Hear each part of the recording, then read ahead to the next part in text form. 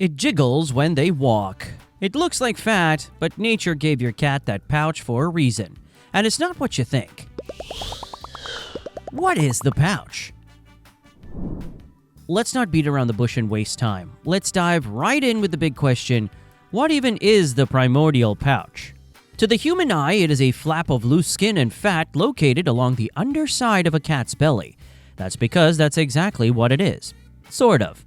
It typically starts just behind the rib cage and stretches along the abdomen toward the hind legs. You might have noticed it rather adorably wobbling and swaying when your fluff ball walks or runs, especially if they're the kind of cat that confidently swaggers and struts around with pride, which, let's be blunt, is all cats. They're not exactly lacking in confidence, are they? Cats know how great they are and they own it. You might be thinking to yourself, what the dickens are you talking about? My cat has no such pouch on their body. But that's just not true. While the primordial pouch is not super visible on all cats, it is definitely there. No cat is without one. Not even big wild cats. So look again. Not right now, you've got a video to watch. In a bit. The primordial pouch is a vital and essential aspect of cat biology, and I'll be going more into detail as to why a little later. If you've never sported a primordial pouch on your cat, look out for it when they are either upright or lounging on the floor, stretched out and splayed like an accordion that was dropped mid-song by a panicking musician. Then the area where the pouch is located will be more visible, and I promise you'll spot it. When your cat is trotting around the primordial pouch having a little swing, it can give the appearance of a cute little hanging belly. But if that's all it was, we wouldn't be able to get a whole video out of it, would we? Because despite how it looks, the primordial pouch is far more just a pocket of fat your gorgeous cat has developed due to overeating or laziness. Though your cat might also be a bit overweight and lazy, they are a cat after all. But it won't be the cause of their pouch.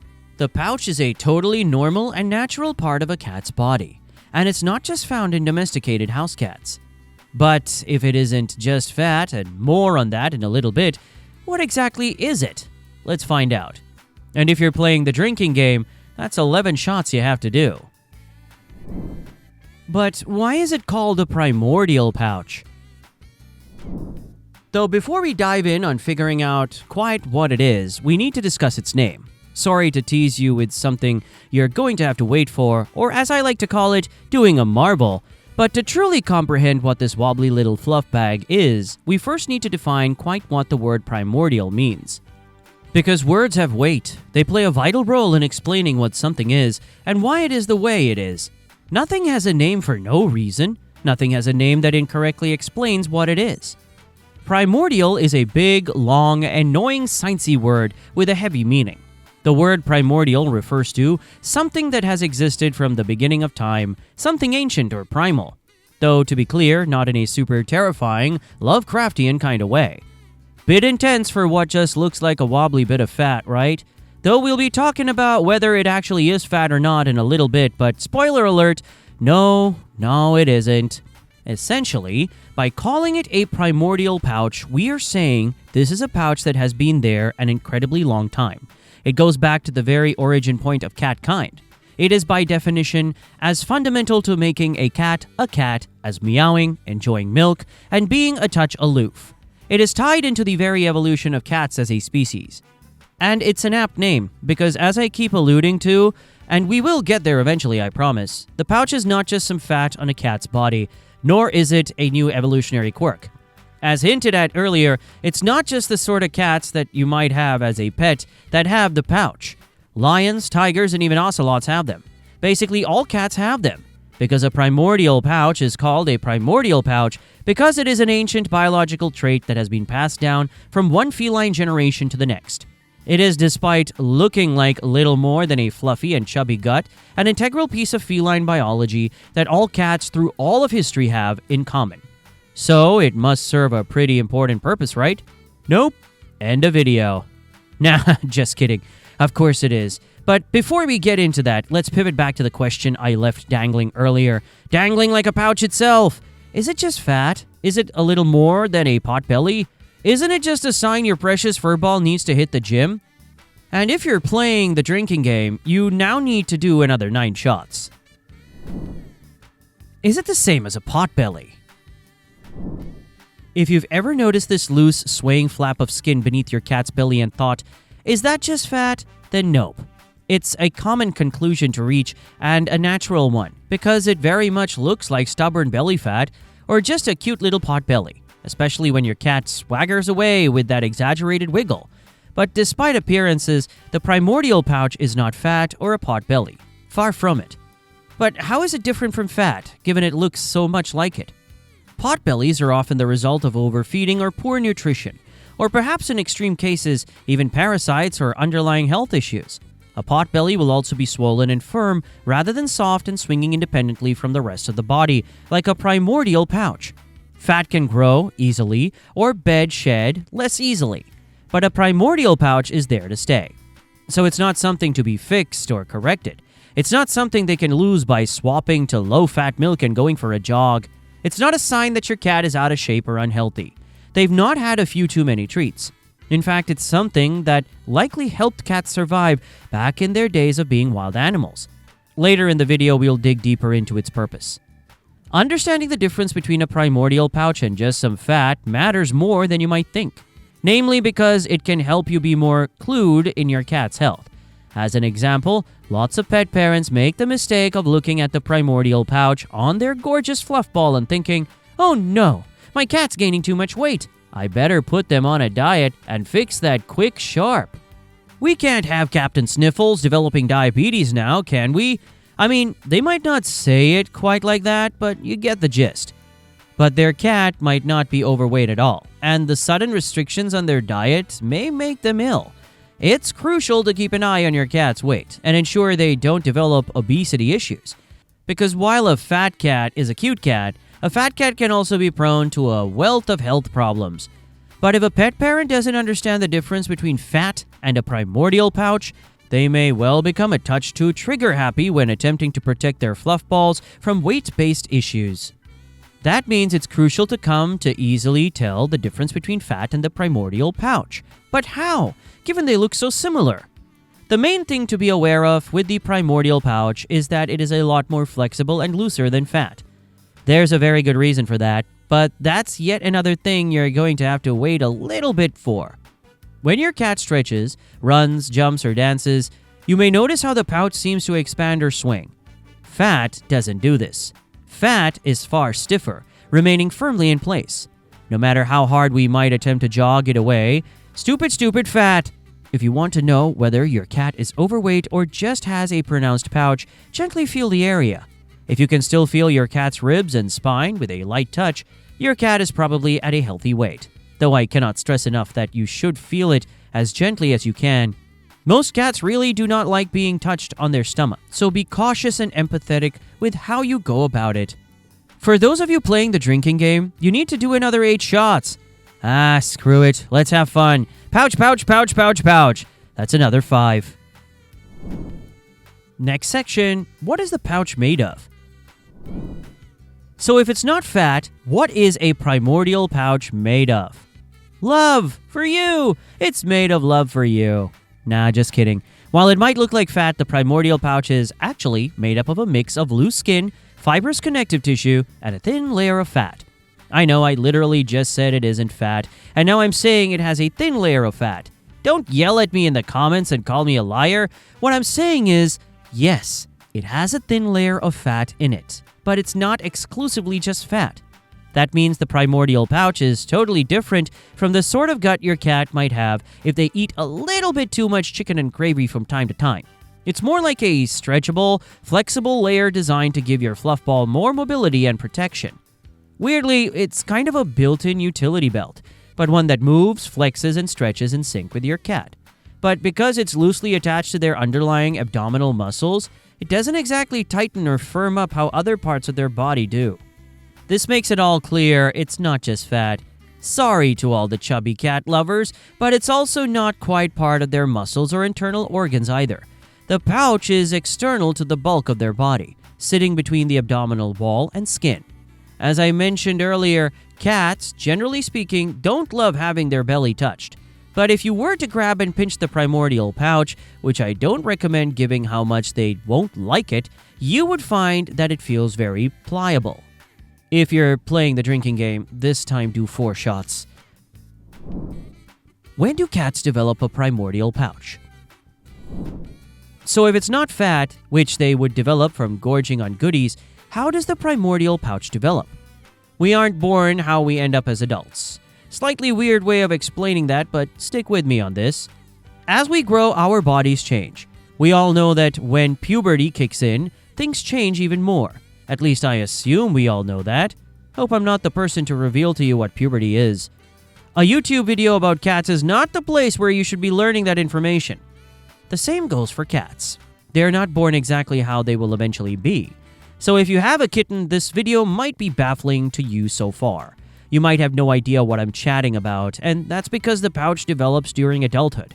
Having said that, it can sometimes become visible on a cat's body a little earlier in their life, depending on factors like lifestyle, fluctuations, and breed.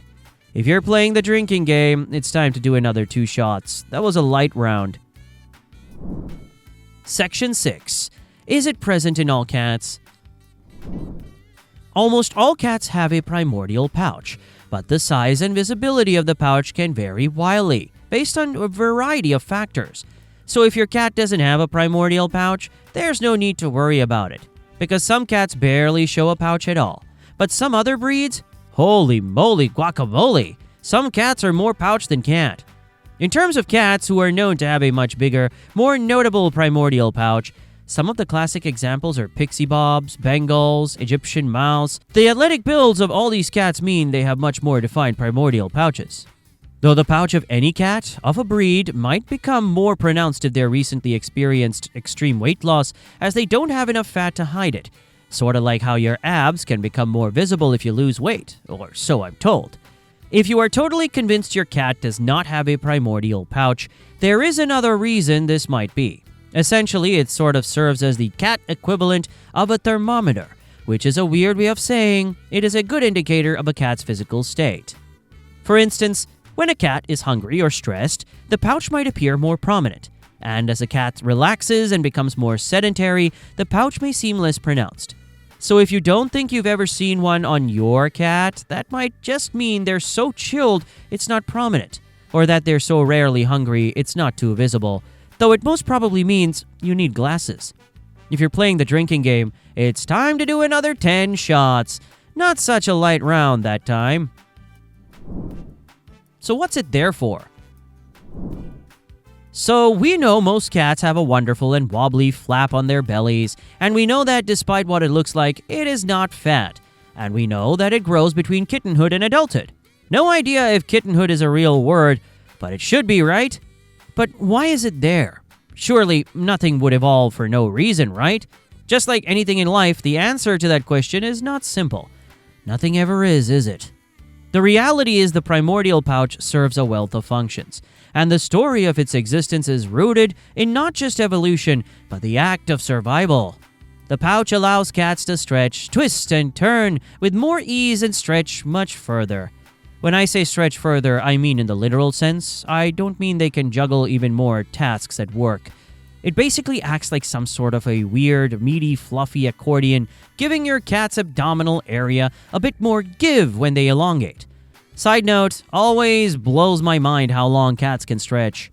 This added stretchiness is vital when hunting, climbing, and playing.